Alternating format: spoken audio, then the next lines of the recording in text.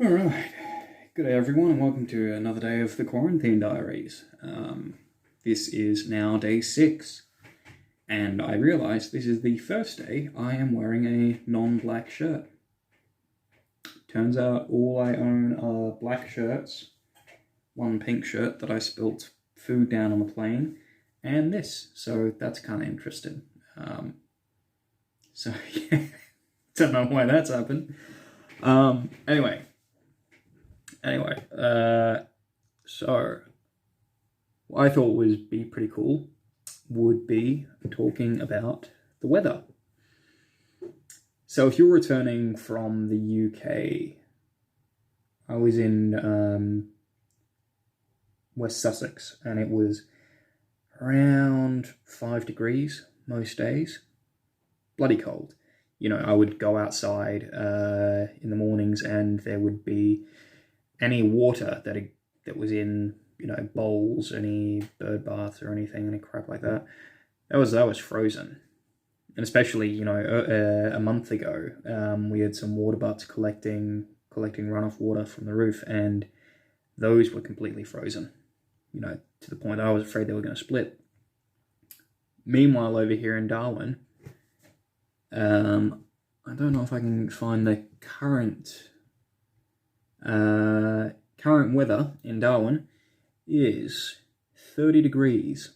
30 degrees, cloudy, 19% precipitation, humidity's at 69%, winds at 11 kilometers, and this just goes up through the day. It gets hotter and hotter through the day until about nowadays, midday, 1 o'clock, and then it starts to drop down a little bit. So it starts to head down to 29 degrees, 27 degrees. And then what makes it really fun to be in Darwin once again is you start getting thunderstorms. So you're getting these huge rolling storms coming in from everywhere. And by 10 p.m. tonight, it'll be 26 degrees. Precipitation will be at 30%, humidity at 88%. Winds only at 3 kilometers, but you'll have isolated thunderstorms. And I guarantee that you will be woken up at least once by a big boom of rolling Northern Territory thunder. I was talking to a mate, and he said to me, what's the weather going to be like when you get there? And I said, around 30 degrees with thunderstorms and high humidity. And he said to me, there's an English fella, and he said, oh, it sounds like a Manchester summer. And I said, no, it doesn't. You've got no clue. You have no idea. This is a place where the other day it belted down with rain that, you could hear the rain hitting the ground, and it sounded like it was painful. Big fat drops, and there was water everywhere. Half an hour later, the rain had stopped, the sun came out. 10 minutes after that, all the water was dry. Walking into that, opening the door of the room, walking outside, was like walking into a sauna. It was so incredibly humid. I walked out, and my glasses just went, it was opaque. I couldn't see a thing. And that's really cool. So I've got some shots, some videos of the weather in the morning, in the afternoon, in the evening, in the day, whatever, blah, blah. So yeah, have a look at them. So this is 7 a.m. on the 16th of March. Yeah, 16th of March. This is day 6, I think. But this is the type of weather you often wake up to. This is just awesome.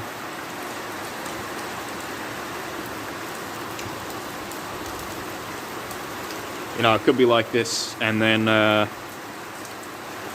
the sun might rise, break through those clouds, and in half an hour it could be dry. We just don't know. But, it's awesome just being able to sit down on the deck and just listen to this rain.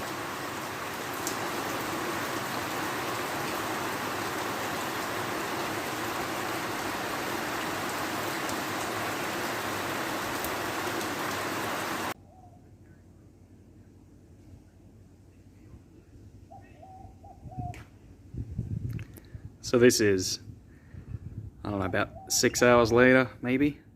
But that rain went on for quite some time, and then it's just turned to this lovely, bloody almost clear blue skies, tons of sun.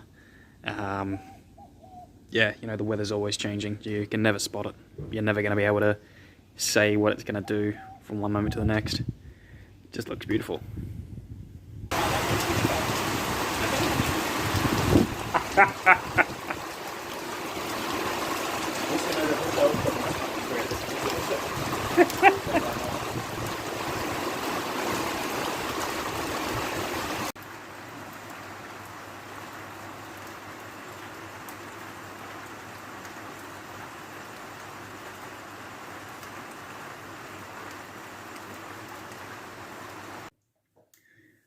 So yeah, that's the type of weather we're getting, which is really fun to see. A huge, huge change.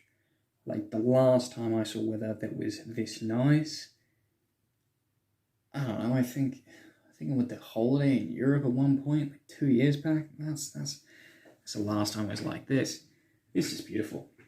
So yeah, that's what to expect. So obviously, dress accordingly.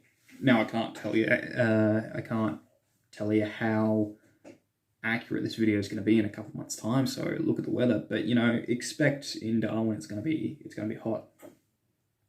This entire time that we're here, so we landed on the 10th. Yeah, we landed on the 10th, and the entire time we've been here, it's been going between about 25 degrees to 30 degrees with thunderstorms in the morning and at night, and the occasional thunderstorm through the day. So maybe take that as a benchmark and assume it will either get wetter or it will get warmer as you go through the year. Like, I think we're heading further into the rainy season at the moment. I am not entirely sure. You would want to double check that. Yeah. But yeah, that's it. So aside from packing and dressing accordingly, you could help by registering with DFAT if you're an Australian. If you are an Australian and you are overseas, register with DFAT. Even if you don't want to come home, just register. It makes it a lot easier. You've got a little box you can check where you can say, I am not seeking to return to Australia this time. Bam, you're done.